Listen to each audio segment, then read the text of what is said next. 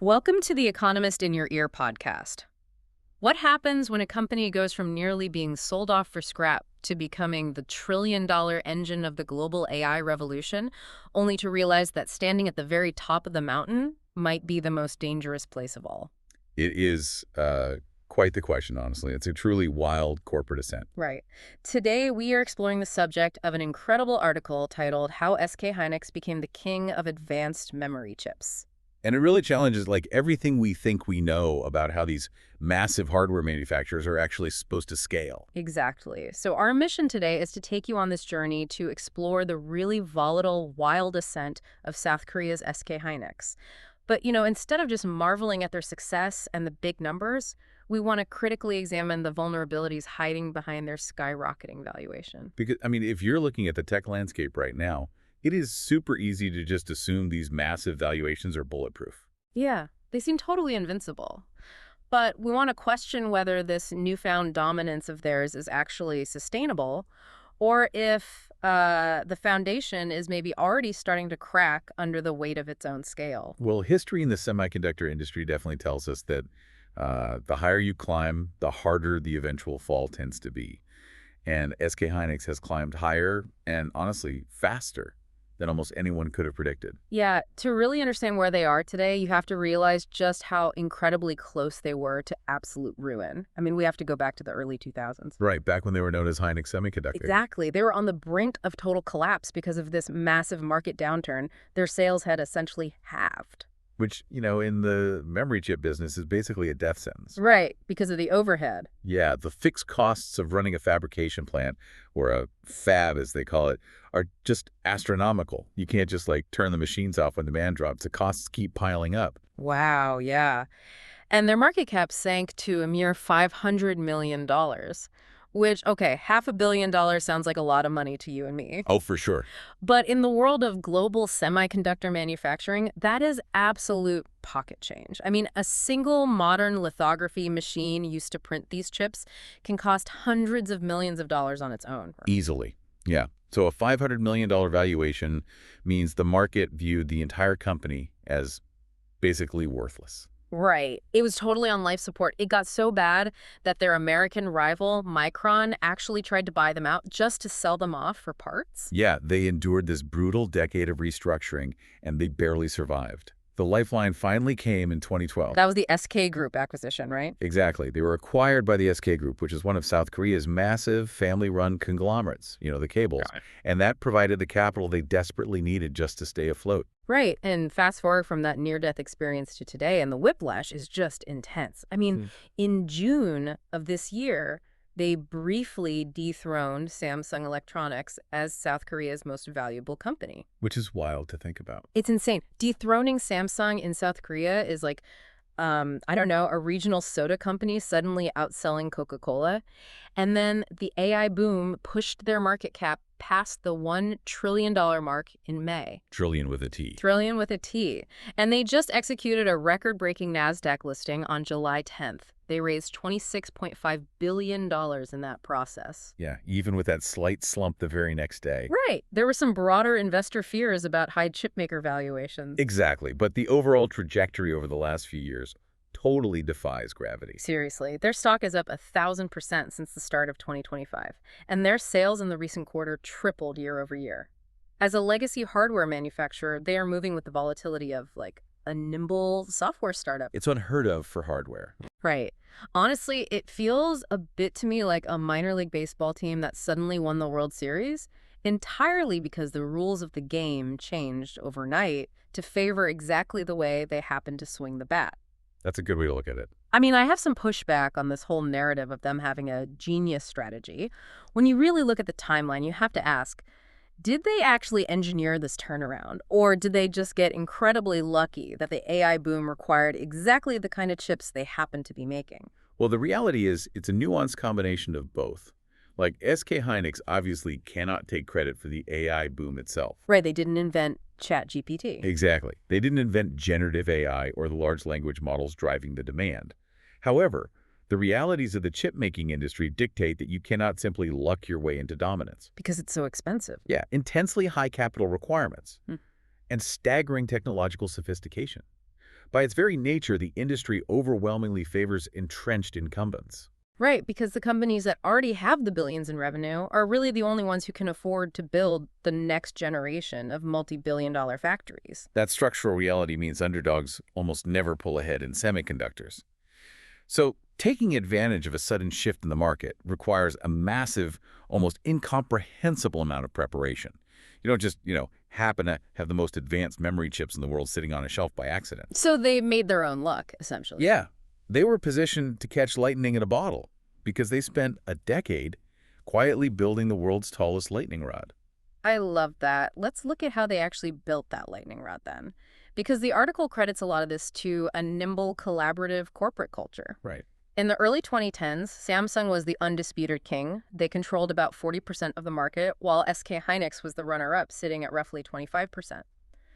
Then, their CEO at the time, Park Sung-wook, who ran things from 2013 to 2018, he decided to focus on leapfrogging the competition by circumventing the physical limits of tiny chips. And that strategy was born completely out of necessity. Oh, really? Yeah, they knew they couldn't beat Samsung at their own game just by scaling up traditional mass manufacturing. Samsung simply had way too much capital and too much market share. The only way past them was over them, through a major technological leap. And the article points heavily to corporate culture as the mechanism for that leap.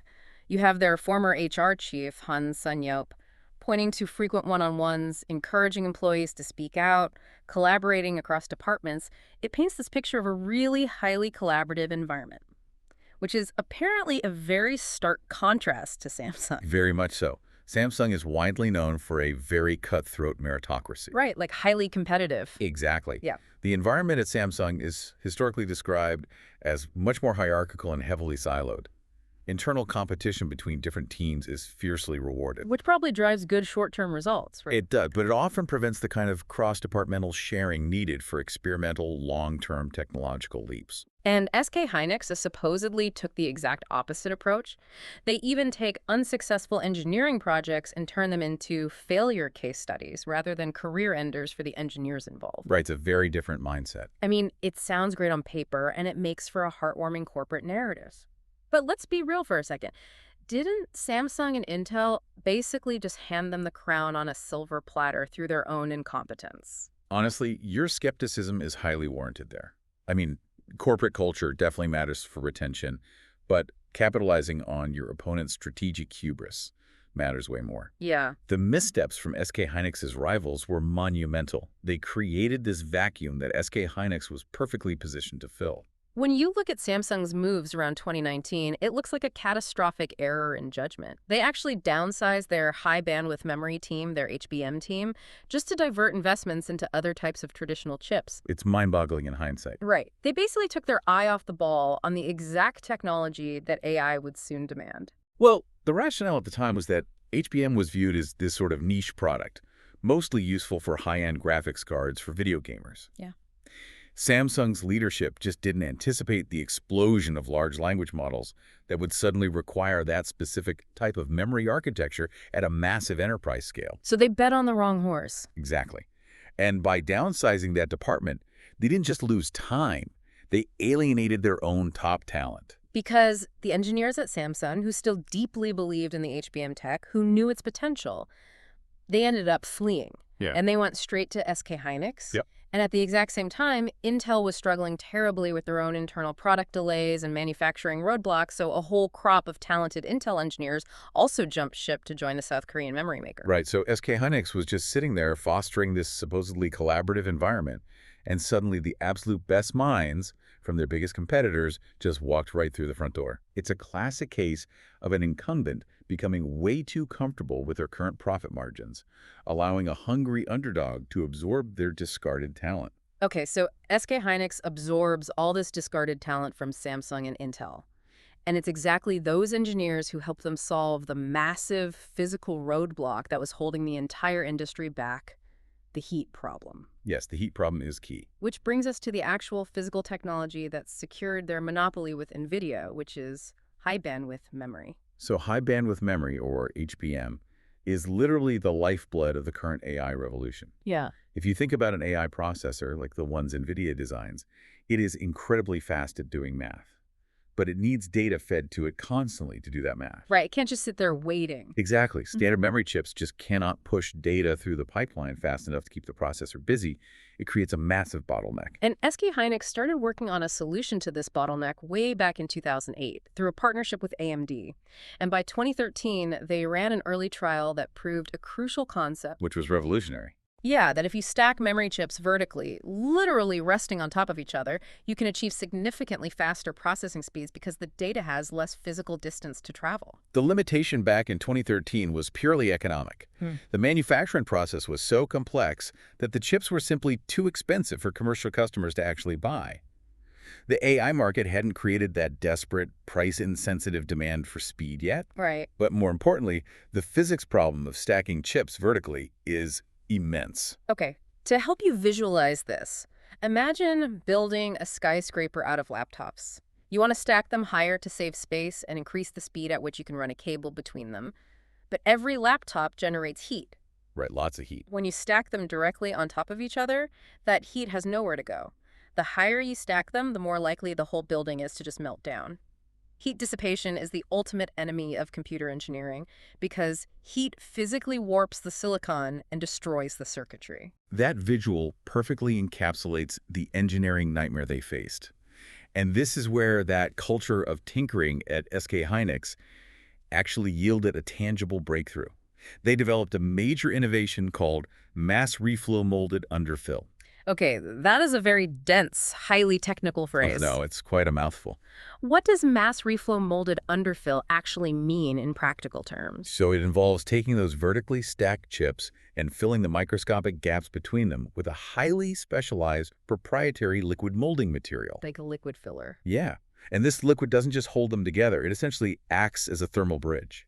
It draws the intense heat away from the core of the chips and pushes it outward, allowing it to dissipate safely without expanding or contracting in a way that would crack the delicate silicon. That's incredible. They basically invented a high-tech thermal glue that stops the skyscraper from melting under its own operational weight. Exactly. And mastering that specific liquid molding technique is the sole reason SK Hynix was able to beat Samsung to market with the fourth generation of this tech, known as HBM3, in 2022. Wow. That technological leap solved the heat bottleneck and made them the exclusive supplier of cutting-edge memory for NVIDIA, cementing their position at the center of the AI hardware universe. Okay, so they solved the physics problem, they captured the market, and they are generating unprecedented revenue.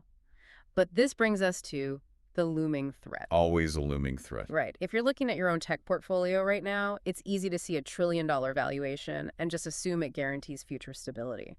But the article warns that their current technological advantages will not protect them if global demand falters. We have to examine the cyclical curse of the memory market. Yeah. The memory chip market is notoriously cyclical. It's totally defined by extreme boom and bust periods. The root cause is something supply chain experts call the bullwhip effect. How does that work here? Well, when times are good and demand is high, memory companies invest heavily to build new fabs. But these facilities take like 3 to 5 years to actually construct and equip. Right. So by the time those massive factories finally come online and start producing chips, the economic winds have often shifted. Exactly. Supply suddenly outstrips demand, the market floods, prices crash, and everyone loses money. Right now, we are at the absolute peak of a boom phase. SK Group Chairman Che Tae-won recently pledged to double the company's capacity in 5 years. Between SK Hynix and Samsung, they've announced over $2 trillion in investments up to 2040. Which is staggering. Yeah, that includes building a massive mega cluster of chip facilities in Yongin near Seoul. And honestly, the scale of that investment raises a critical red flag. Like, are they setting themselves up for another massive fall by expanding precisely at the top of the market? It seems likely. We could look at a very recent warning tale from their own history. In 2018, during the peak of the previous cycle, SK Hynix allowed their capital expenditure to hit $15 billion. That represented a staggering 40% of their total revenue. Wow. Tying up 40% of your revenue in fixed costs is a massive gamble. It is, and it's a gamble they lost. In 2019, the global server market unexpectedly slowed down. The result was brutal. Memory prices halved almost overnight. Oh my God. Yeah, the firm's sales dropped by 33% the following year. Because they had so much capital tied up in the fixed costs of running those new fabs from their $15 billion investment, they couldn't just scale back operations easily. Their operating profits absolutely collapsed, falling by 87%.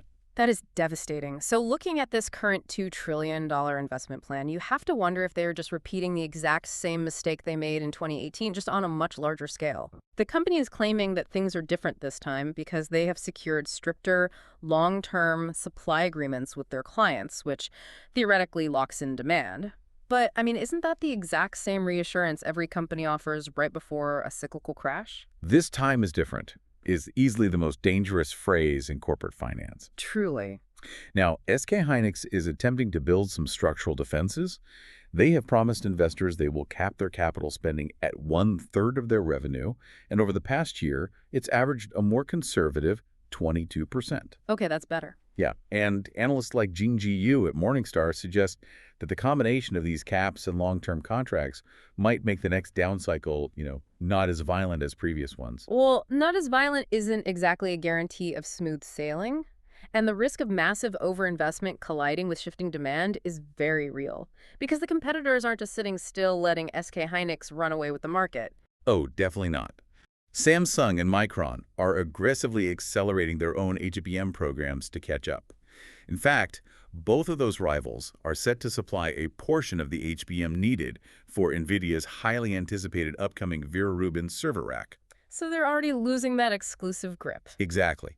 The era of SK Hynix enjoying an absolute unchallenged monopoly is already ending. And if you're watching the market forecasts, you see firms like the brokerage Bernstein throwing up massive red flags.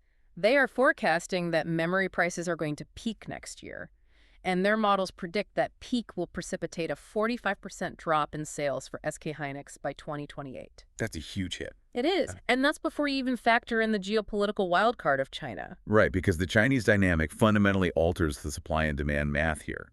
Chinese memory makers, specifically CXMT and YMTC, are aggressively adding excess supply to the global market.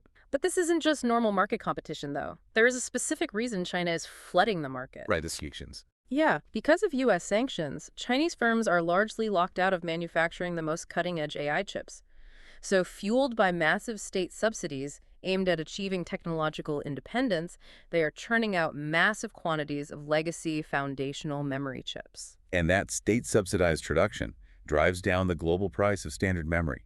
Even if SK Hynix maintains an edge in the ultra-advanced HBM chips, a massive portion of their revenue still relies on selling standard memory. Which they need, right? Yeah, if China floods that tier of the market, it starves Western and South Korean firms of the base revenue they need to fund their advanced research and development. Wow. The physics of heat disaffection might not be their biggest problem in 3 years. Basic supply and demand economics, totally distorted by state subsidies, will be. That is fascinating. And it brings us to the final and perhaps most complex layer of the SK Hynix story. When we expand the lens beyond market economics, we see that their technological success has essentially turned them into a geopolitical pawn. Absolutely. Because when a company produces the hardware that makes artificial intelligence possible, governments stop viewing them as a private business and start treating them as critical national security infrastructure. Exactly. We are seeing extreme pressure placed on SK Hynix from both inside and outside of South Korea. Domestically, South Korean President Lee Jae-myung is heavily pressuring the company to expand their capacity in the country's less developed southwest region. Right, to stimulate the local economy. Yeah. As a result, SK Hynix recently announced over $260 billion worth of investments there to create a new chip-making cluster. And sure, the regional development might score political points, but executives are reportedly terrified of this move. Why is that? Well, to understand why, you have to realize that a semiconductor fab is not just a factory, it is a hyper-specialized ecosystem. These facilities use millions of gallons of ultra-pure water a day. They require massive amounts of highly specific chemicals, which often means chemical suppliers need to be built right next door. And most importantly, you need the human talent. Yes. The industry relies entirely on thousands of highly specialized engineers and PhD material scientists. Right now, all of that talent and the surrounding industrial networks are heavily concentrated in and around Seoul. So they don't want to move. Exactly. Many of these top-tier engineers simply refuse to relocate their families to rural, less developed areas. Moving operations away from that established hub is a massive operational risk that fractures their supply chain. That sounds like a nightmare. And then on top of the domestic pressure, you have the international pressure. U.S. Commerce Secretary Howard Lutnick is actively prodding them to build more facilities in America. Right. They've already committed to a $4 billion advanced packaging facility in Indiana, but Washington wants more capacity on U.S. soil to secure the American supply chain. It creates a wild paradox, honestly. Oh. Well, when you're struggling and bleeding cash like they were in the early 2000s, the government ignores you. You're just left to die in the free market. But when you invent the chips that power the world's AI revolution, you suddenly become a piece of public infrastructure that every politician in the world wants to command and take credit for. That is so true. And that geographical tug-of-war forces SK Hynix to make suboptimal business decisions. Building in a less developed region of South Korea to appease the president, or building in Indiana to appease Washington, it adds a massive layer of non-market risk to their future. They are spending billions of dollars not purely for manufacturing efficiency, but for diplomacy. It is literally diplomacy executed through silicon. So to bring this all together, the ascent of SK Hynix is undeniably incredible. They survived a near-death experience, they capitalized on the hubris of their rivals by absorbing alienated talent, and they solved a critical physical bottleneck with their liquid molding to ride the AI wave to a $1 trillion valuation. But as we've seen today, building the best technology is really only half the battle. Surviving the brutal economic cycles of the memory market, fighting off heavily subsidized Chinese competition, and navigating the immense geopolitical demands of world leaders, that is the real test of whether they can stay on the throne. It leaves you with something really profound to mull over as you watch this industry evolve. In the era of artificial intelligence, the ultimate ceiling on a tech company's success might no longer be dictated by the laws of physics or even by direct market competition. The real ceiling might be the sheer weight of the political and economic expectations placed upon it. Can a company that becomes essentially too important to fail for global infrastructure ever truly control its own destiny again? Yeah, when your product becomes a matter of national security for multiple superpowers, your boardroom is no longer the only place where your future is decided. Thanks for listening. Follow us for daily insights into world affairs, and don't forget to like, comment, and share.